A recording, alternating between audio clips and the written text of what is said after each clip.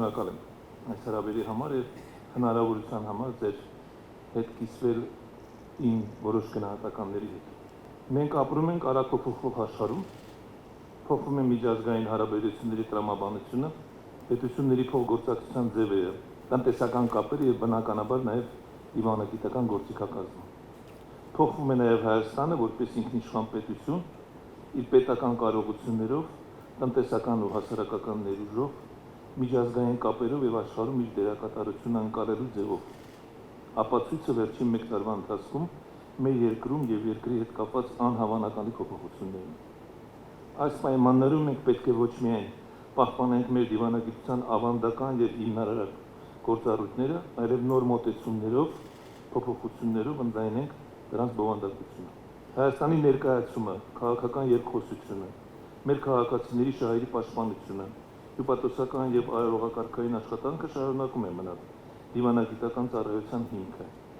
բայց ժամանակակից դիվանագիտությունն այլևս միայն ձևավորված հարաբերությունների սպասարկումը չէ, այն նաեւ նոր հարաբերությունների ստեղծելու, հնարավորություններ տեսնելու եւ դրանք Հայաստանի համար հասանելի դարձնելու աշխատանք։ Հատկանշական է, որ այս փոփոխվող պայմաններում ու հանգամանքներում կառավարությունը որոշում կայացրեց արտաքին գործերի նախարարության գործառույթները հավելել միջազգային առևտրի ընդգրկումով։ Սա անշուշտ միայն անվանման փոփոխություն չէ, այլ հավելյալ աշխատանքի մի զգալի բեռ,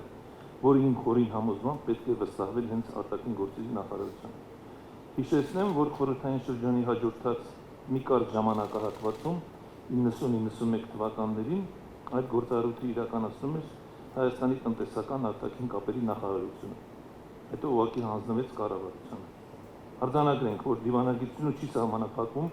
բացառապես քաղաքական հարաբերություններով, առավել ևս, որ ժամանակակից աշխարհում դրանք մեծապես փոխկապակցված են նաև տնտեսական գործոնի հետ։ Ուսի հետ այսօր արտգործնախարարության ավանդական գործառույթներին կավելանա տնտեսական, եթե կուզեք նաև առևտրային դիվանագիտությունը։ Ամբողջությամբ կիսում եմ Հայաստանի Հանրապետության վարչապետի տեսակետն առայն, որ դեսպանների գործունեությունը պետք է գնահատվի նաև տվյալ երկրի հետ մեր առևտրատնտեսական հարաբերությունների ծավալով եւ աճով։ Կարևոր է դիվանագիտական առաքելության աշխատանքի արդյունքը չափել նաև գործնական արդյունքով, տնտեսական կապերի խորացման,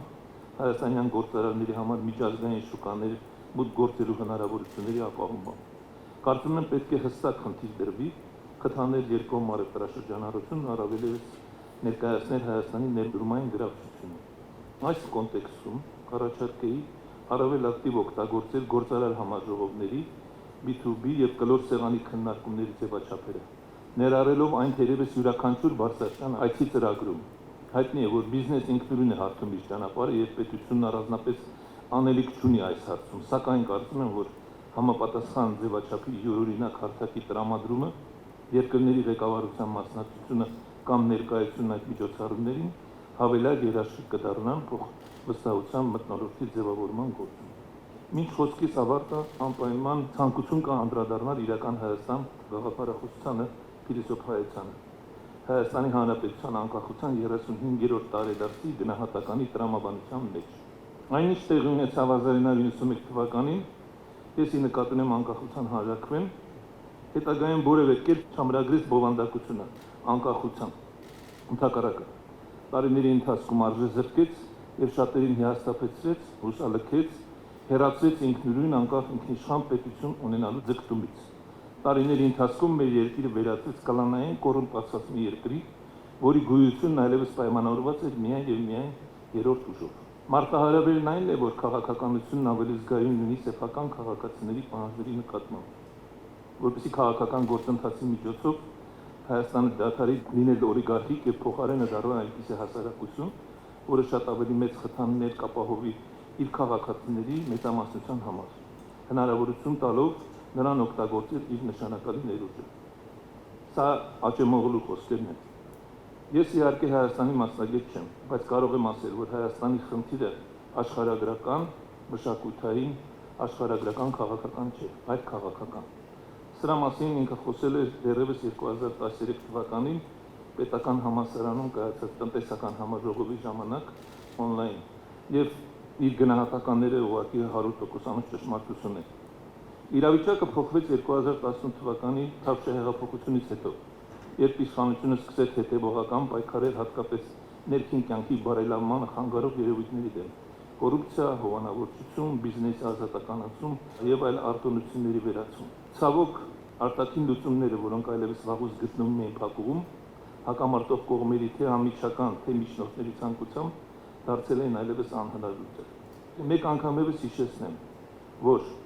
երրորդ հանրապետության ուղենիշային գաղափարախոսությունը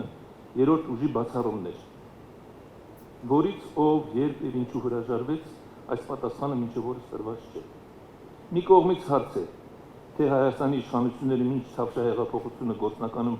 ինչու Լեռնային Ղարաբաղը միավորումը չեն արձանագրել, փոխարենը ավելի քան 100 դար Ադրբեջանի հետ բանակցել են ինչ-որ ճակերտավոր կարգավիճակի շուրջ, իսկ միջազգային մակարդակում առաջ մղել ինքնորոշման իրավունքի ճանաչման ու իրացման նպատակը։ Կիսում եմ այն գնահատականը, որ փաստացի 94-22 թվականներին Հայաստանը որպես պետություն տառապել է երկության բարդույթով, ներքին կյանքում եղել է պահանջատեր, իսկ արտաքին աշխարհում հանդես է եկել որպես միջազգային իրավունքի սուբյեկտ։ Այն ինչ տեղի ունեցավ հետագայում պահանջում էր նոր մոտեցում, իրավիճակի իրատես գնահատական, եւ 2022 թվականի Պրագայի գագաթնաժողովը դրա սկիզբը դարձավ։ Դարձավ այն սկզբնակետը, որը հնարավորություն տվեց հանդես գալ որպես լիարժեք, ինքնիշխան, անկախ, կանխատեսելի երկիր, որը ունի պատրաստականություն առերեսվելու իրականության հետ եւ դրանից ելնելով կայացնել ինչու՞ չէ ցավոտ, սակայն պետության համար ռացիոնալ, պրագմատիկ, անհրաժեշտ որոշում։ Այն տարբերությունը, որ կա 2021-26 թվականի եւ 26-31 թվականի կառավարության ծրագրի արտաքին քաղաքականության նկարագրության մեջ, հենց դրա ապացույցն է։ Ամենակարևոր ուղերձը դա խաղաղության ուղերձն է եւ Հայաստանի Հանրապետության պատրաստակամությունը այն իրականություն դարձնել, շնորհիվ հավասարակշռված